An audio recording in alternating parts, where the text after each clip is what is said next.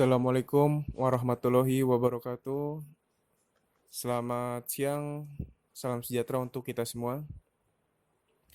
Pada kesempatan kali ini kita akan melakukan pembelajaran daring atau online mata pelajaran mesin penggerak utama dengan materi ketel uap air jenis Foster Weller tipe D yang konstruksi pipanya vertikal atau tegak. Pada materi yang lalu kita sudah sama-sama mempelajari ketel uap pipa air dengan konstruksi pipa horizontal dan integral.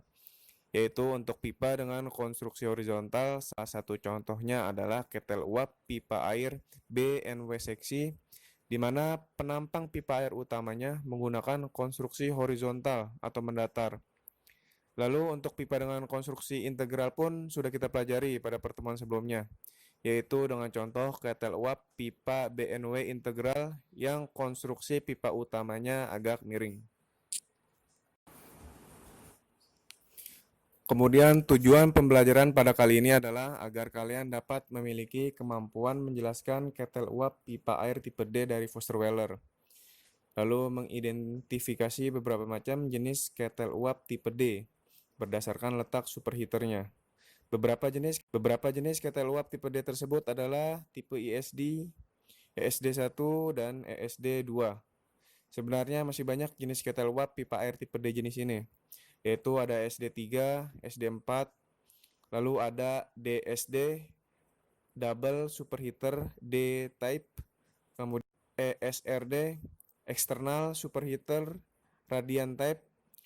Namun yang umumnya banyak digunakan di industri perkapalan sebagai penggerak mesin utama adalah tipe ISD, ESD1, dan SD2.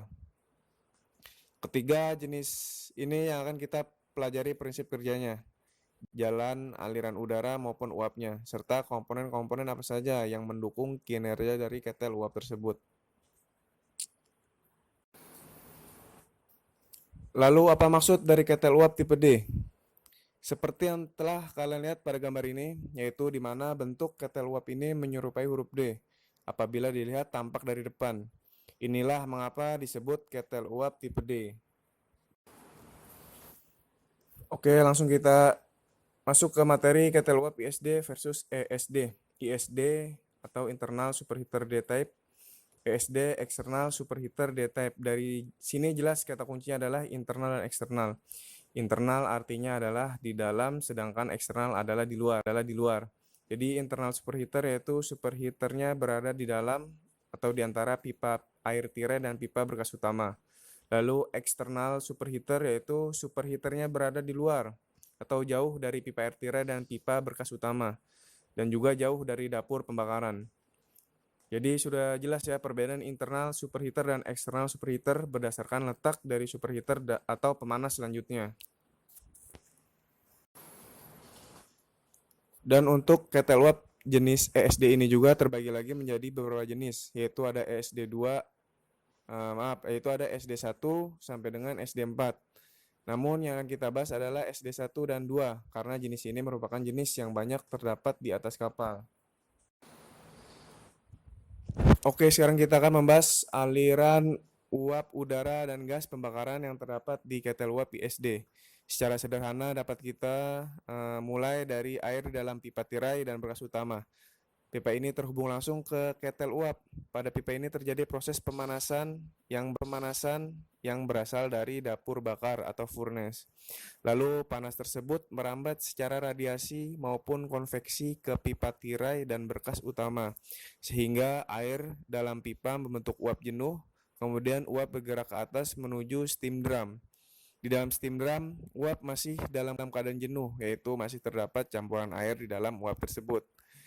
Di dalam steam drum uap akan berada di atas. Ya, di dalam steam drum uap akan berada di atas. Sedangkan uap yang masih terdapat campuran air akan berada di posisi bawah dari steam drum. Uap jenuh yang berada di atas steam drum akan bergerak menuju superheater atau pemanas uap lanjut. Lalu uap tersebut akan mengalami kenaikan suhu sehingga akan menghasilkan uap kering yang akan langsung digunakan untuk menggerakkan turbin. Uap yang masuk ke dalam turbin disebut uap baru. Setelah melalui turbin uap tersebut disebut uap bekas. Ya, jadi pada saat masuk ke dalam turbin disebut uap baru. Dan setelah keluar dari turbin uap disebut dengan uap bekas. Uap bekas akan mengalir menuju kondensor. Di dalam kondensor terjadi proses pendinginan, lalu ditampung di dalam cascade tank atau tank penampungan dari air kondensor ya. Kemudian dari cascade tank dipompa kembali menuju preheater dan economizer. Lalu akan kembali lagi menuju steam drum. Begitu seterusnya. Sehingga aliran pada ketel uap ini merupakan sistem tertutup, di mana seharusnya jumlah air atau uap yang keluar dari steam uap sama dengan jumlah air atau uap yang masuk. Pada ketel uap ESD, prinsip kerjanya hampir sama, namun yang membedakan adalah letak superheaternya yang berada di luar atau jauh dari pipa tirai dan pipa berkas utama. Pada gambar bisa kalian lihat letak dari superheaternya.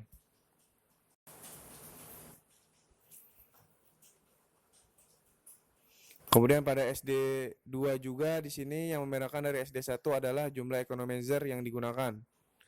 Secara prinsip kerja hampir sama. Ya, jadi demikian materi yang dapat saya sampaikan. Kurang lebihnya mohon maaf. Wassalamualaikum warahmatullahi wabarakatuh.